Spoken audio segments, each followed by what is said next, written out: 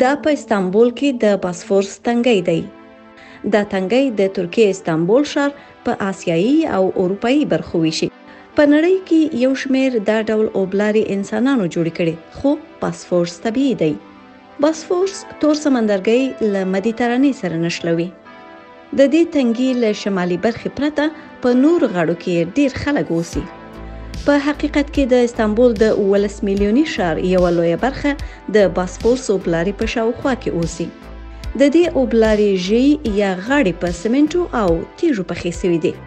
د 1453 میلادي کال د مې په 29مه د عثماني امپراتورۍ ځواکونه له دې اوبلاري واوښتل او د هغې اروپایي برخه چې کنستانتینوپل نومیدل کېده ونیوله.